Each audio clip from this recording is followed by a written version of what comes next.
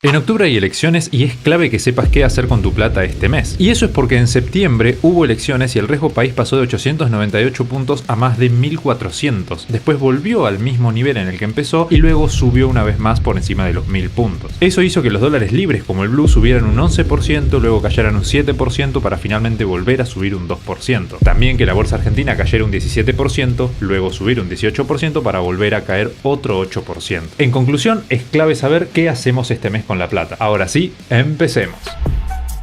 Atención, este video no es una recomendación. Usted es el único responsable de sus decisiones financieras. Vamos por partes a entender por qué el mercado se movió como se movió estas últimas semanas o este último mes. Todo empieza a partir de la famosa puja política por el tema de las elecciones, que obviamente ya venía inclusive desde el mes de agosto. Milei veta la ley de aumento a los jubilados y pensiones, el Congreso convierte la ley de reparto en ATN, Milei veta la ley de emergencia en discapacidad, en diputados se rechaza el veto a la ley en discapacidad y hay un intento del rechazo del veto a las jubilaciones, pero no prospera, y el Senado rechaza el veto a la ley de discapacidad más adelante. La verdad que lo que impacta esto a nivel político me da exactamente igual, pero sí sabemos cómo impacta al mercado, porque lo que significa que un gobierno, sea cual sea, no tenga fuerza, no tenga apoyo partidario, significa que probablemente no pueda llevar a cabo los cambios que quiera hacer. Y en este caso, el mercado está a favor de los cambios de Javier Milei. Por lo tanto, si Javier Milei no puede efectuar esos cambios, sería algo negativo a ojos del mercado.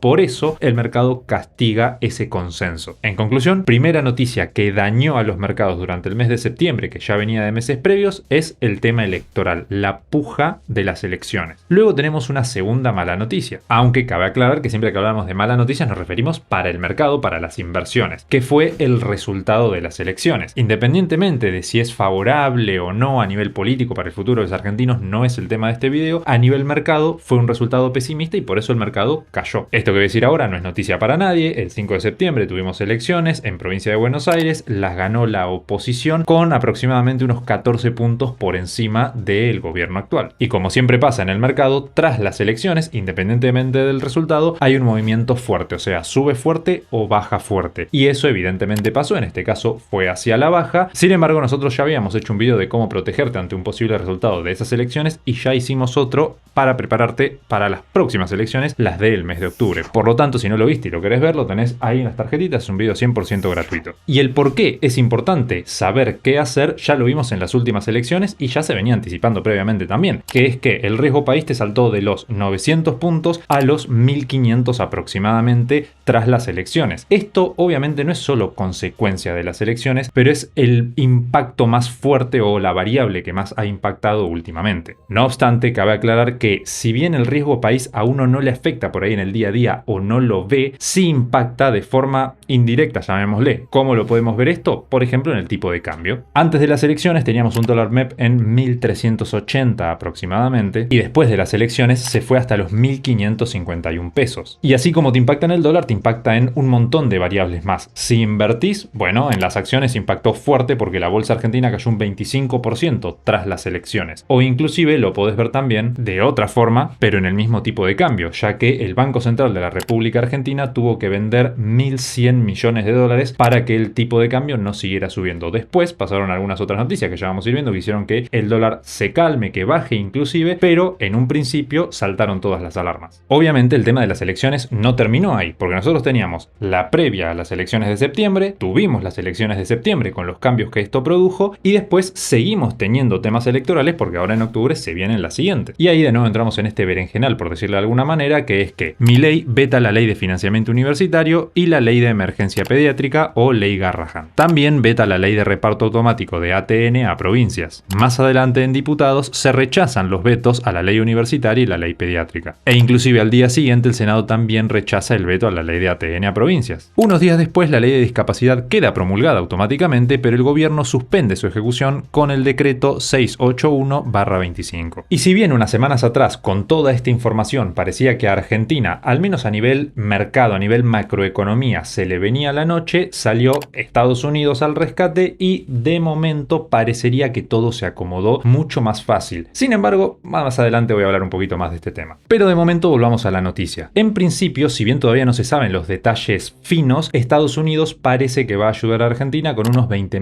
millones de dólares, o eso es de lo que se habla, y en principio sería a través de swaps, compra de bonos y algunas otras cosas medio técnicas que no voy a explicar ahora, porque si se confirma esto, se explicará lo que se tenga que explicar, pero innecesario sería explicar todo lo que puede llegar a pasar cuando todavía no pasó. Por lo tanto, el hecho relevante es que Estados Unidos va a ayudar a Argentina, o eso dijo y que probablemente se lleve a cabo, inclusive el famoso todo lo que haga falta. Sumado a esto, el Banco Mundial anunció un adelanto para Argentina de 4.000 millones de dólares, por lo tanto todos los dólares son bien recibidos. Evidentemente, a raíz de esta noticia, la macroeconomía argentina se volvió a acomodar un poco, volviendo a bajar por debajo, valga la redundancia, de los 1.000 puntos como estábamos a principios de mes. Inclusive el dólar, que había pasado de estar más o menos redondeando 1.450, que había llegado a 1.550 después de las elecciones, bajó no solamente a los 1.450 del principio, sino que más por debajo aún, llegando a 1.350, repito, redondeando los números. Sin embargo, y ya vamos a llegar al porqué final del asunto,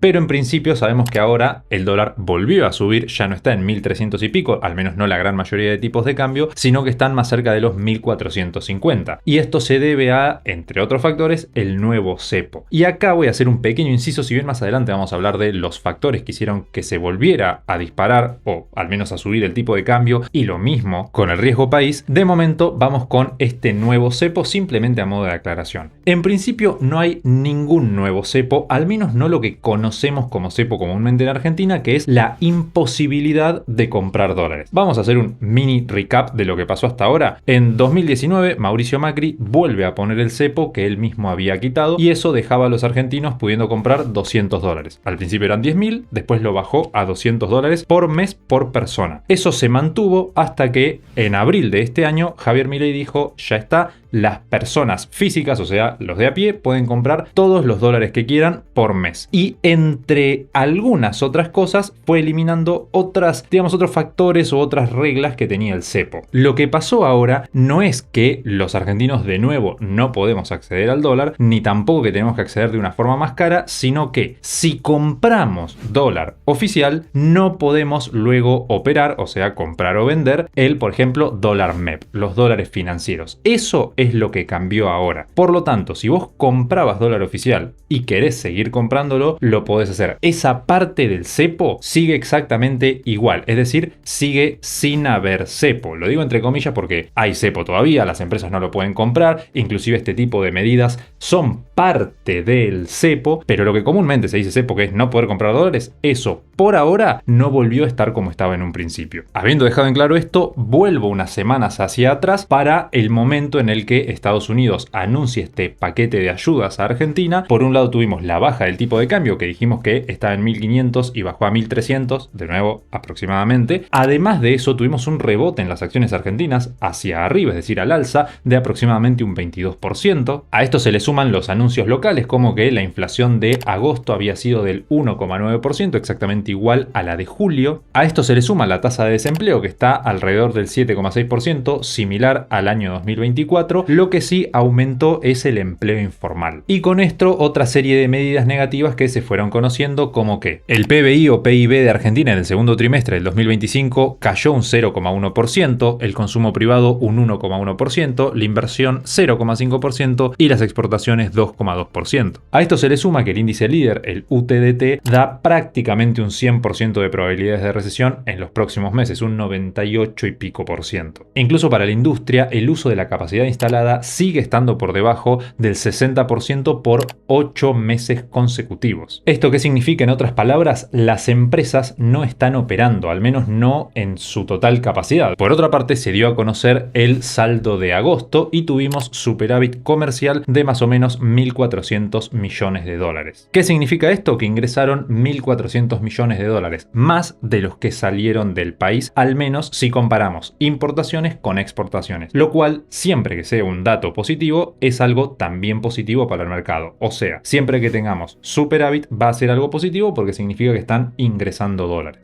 Y justamente de la mano con esto de las importaciones, exportaciones y demás, es que llegamos a uno de los factores más relevantes o a otra de las cosas, junto con esta noticia del cepo, que hicieron que se mueva tanto el tipo de cambio. Primero fue hacia abajo y después por ahí un poco hacia arriba también. ¿Qué fue lo que pasó? La baja o quita de retenciones tanto al campo en general, ¿no? Pero sería por un lado a los granos y por otro lado a las carnes. Ambos debían estar hasta finales del mes de octubre, pero como se alcanzó el objetivo de los 7.000 millones de dólares, se quitó prácticamente de inmediato, a los pocos días. Esa última parte de volver a instaurar las retenciones y a su vez lo que habíamos visto antes de el nuevo cepo entre comillas, que fueron noticias que el mercado no tomó para nada bien por esto de apoyar la libertad, el cambio, etcétera, y que se estaba dando exactamente lo opuesto, el mercado castigó, por decirlo de alguna forma, y ahí vimos nuevamente la baja en las acciones, la suba en el dólar, suba en el riesgo país y demás. Ahora, ya intentando cerrar esta parte de noticias locales, a modo de resumen, ¿fue un mes bueno o un mes malo para Argentina? ¿Cómo estamos a día de hoy? Te lo voy a tratar de resumir lo más posible. Arranquemos por lo bueno. Tenemos el apoyo de Estados Unidos con hasta 20.000 millones de dólares en préstamos, más el adelanto del Banco Mundial de 4.000 millones, superávit comercial en agosto de 1.402 millones de dólares, la pobreza bajó al 31,6% en el primer semestre del 2025, la inflación mensual está baja y estable en torno al 2% mensual, y un dato que yo no tomo como bueno pero tampoco como malo es que la tasa de desempleo se mantiene estable en torno al 7,6%. ¿Por qué digo que no lo tomo como algo bueno ni malo? Y porque podría ser bueno que no haya crecido, pero podría ser malo que siga estando en un nivel tan alto. Entonces depende cómo lo tome cada uno. No lo tomo ni como bueno ni como malo. Ahora, las cosas que sí se dieron mal para Argentina en septiembre son que el BCRA tuvo que vender 1.100 millones de dólares en reservas, que la inflación mayorista fue del 3,1%, que es lo máximo del último año, la caída del Producto Interno Bruto del 0,1%, el índice líder UTDT mostrando casi un 100% de probabilidad de recesión, que seguimos estando con bajo uso de la capacidad instalada a nivel industrial, el aumento de empleo informal, más restricciones al dólar, el riesgo país subiendo, si miramos de principio a fin de mes, al menos al momento de estar preparando este video, de 900 puntos aproximadamente a los 1.000 y monedas, y también el tipo de cambio, mirando el MEP específicamente, subiendo un 4% aproximadamente desde 1.383 a 1.440. Antes de seguir, si te gusta este tipo de resumen, te puedes suscribir y activar la campanita, que es 100% gratis y nos ayudas muchísimo a traerte este tipo de resúmenes y todo el contenido. Y si bien nos faltan todavía dos partes importantes del video, que es ver las noticias tanto internacionales como del mundo cripto para luego determinar en qué invertir en el mes de octubre, que es la finalidad del video, antes de eso quiero hacer una aclaración que me parece súper importante hacer. Y es que cada vez que sale una noticia en Argentina, siento, o por lo menos lo que veo en las redes sociales, es que nos vamos de un lado, de un extremo al otro. Después de las elecciones, era catástrofe, crisis mundial, Argentina va a desaparecer, y pasan 2 días, 3 días, aparece los Estados Unidos y Argentina es el mejor país del mundo y nos vamos para arriba y el techo es el cielo.